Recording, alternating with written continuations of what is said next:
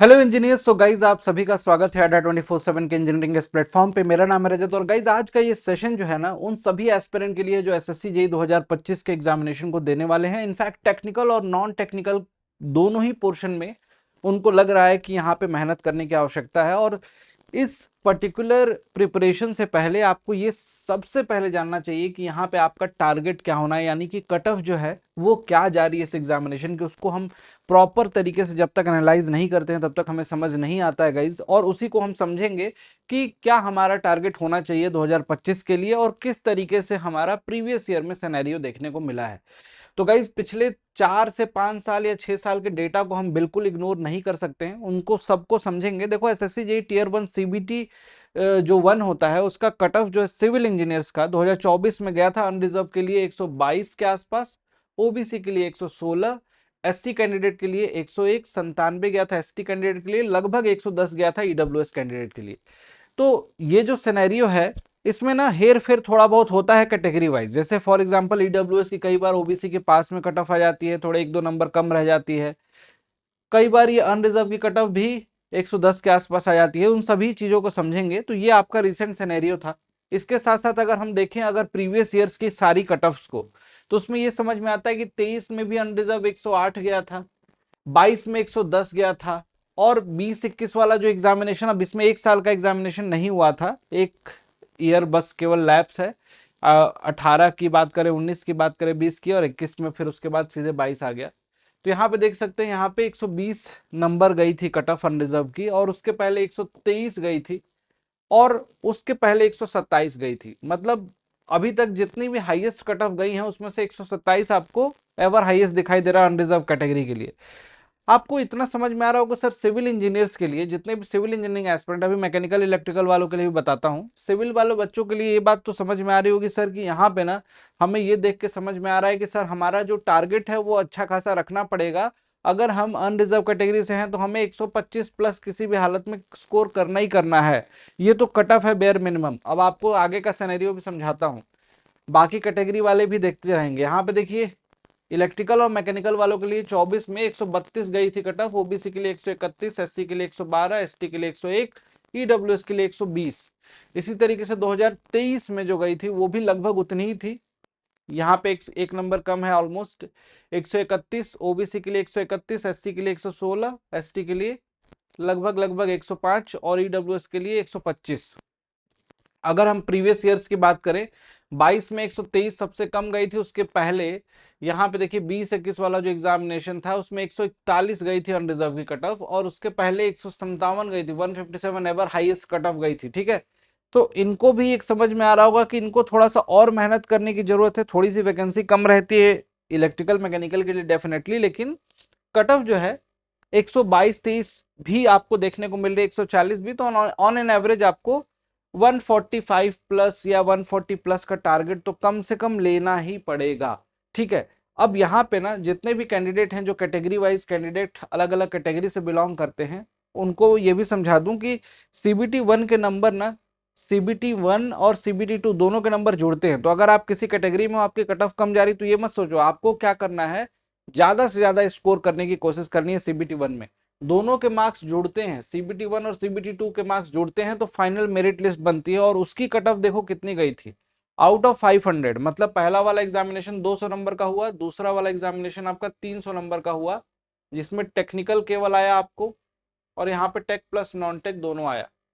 ठीक, तो अब आपको ये समझ में आ गया कि सर 500 में से अगर सिविल ब्रांच है तो 375 पे तो सिलेक्शन हो रहा है अनरिजर्व कैटेगरी में। अब 375 पे इसमें भी डिपार्टमेंट की प्रेफरेंसेस हैं। किसी को चाहिए कि सर मुझे सीपीडब्ल्यूडी चाहिए, किसी को चाहिए मुझे बहुत अच्छा डिपार्टमेंट चाहिए। कुल मिला के 400 से भी ज्यादा उन अलग अलग डिपार्टमेंट की कट ऑफ चली जाती है। जैसे फॉर एग्जांपल कोई सीपीडब्ल्यूडी में जाना चाहता है तो उसको हो सकता है 420 प्लस लाना पड़े। हो सकता है किसी को एमईएस में जाना है तो उसको 400 प्लस लाना पड़े। तो गाइज आपको ना अपने हिसाब से, अपने चॉइसेस के हिसाब से ही अपनी मेहनत को भी शुरुआत से लेके चलना है। ऑर्डिनरी स्टूडेंट की तरह अगर आप ये सोचोगे कि बस कट ऑफ निकल जाए, सिलेक्शन हो जाए, काम खत्म, तो भाई आप परेशान हो जाओगे लास्ट में। आपके ऊपर प्रेशर आएगा सीबीटी 2 के समय। इसीलिए अभी आपको बता रहा हूं कि ये सारी चीजें आपको शुरू से कंट्रोल करके चलना है।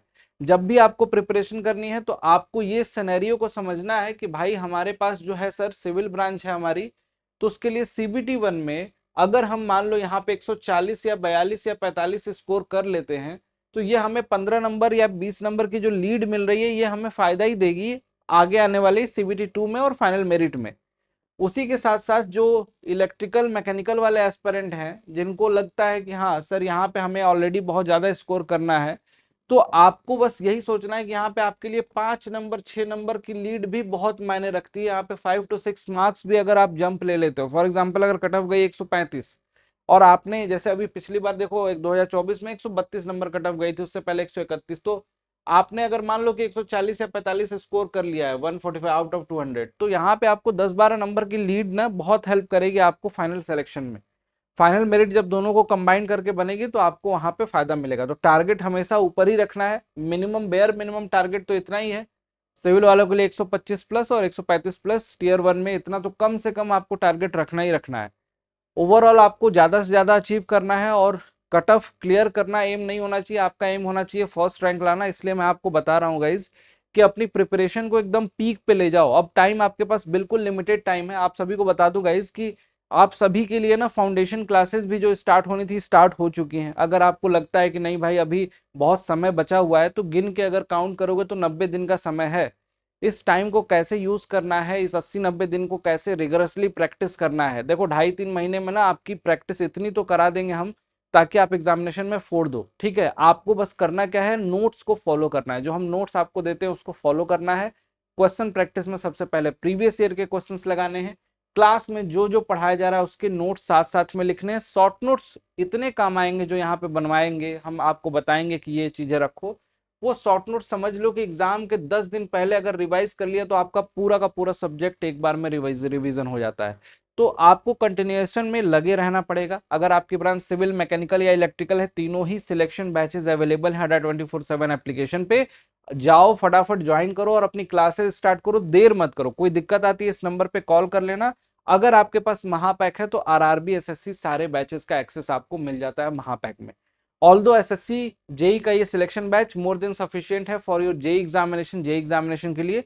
इससे ये लगभग 2,000 रुपए में आपको मिल जाता है गाइज, इससे कम प्राइस में। और यहाँ पे महापैक लगभग 300-400 और एक्स्ट्रा देते हो तो महापैक मिल जाता है जिसमें आपको बाकी अदर एग्जामिनेशन के बैचेस भी मिल जाते हैं। तो गाइज जाइए फटाफट ज्वाइन कीजिए, डिस्काउंट कूपन कोड भी लिखा हुआ है, नीचे दिए गए नंबर पे कॉल भी कर सकते हो अगर आपको कोई दिक्कत आती है ज्वाइन करने में। फटाफट पेमेंट करके क्लासेस स्टार्ट है। जो क्लासेस 2-4 क्लासेस आपको निकल गई वो रिकॉर्डेड में भी मिलेंगी, लाइव क्लासेस भी मिलती हैं, टेस्ट सीरीज भी मिलता है, एवरीथिंग सब कुछ ऐप के अंदर आपको मिलता है। अपनी प्रिपरेशन को डीले अब मत करो गाइज, क्योंकि अब ज्यादा देर हो जाएगी। Thank you so much, bye bye, take care.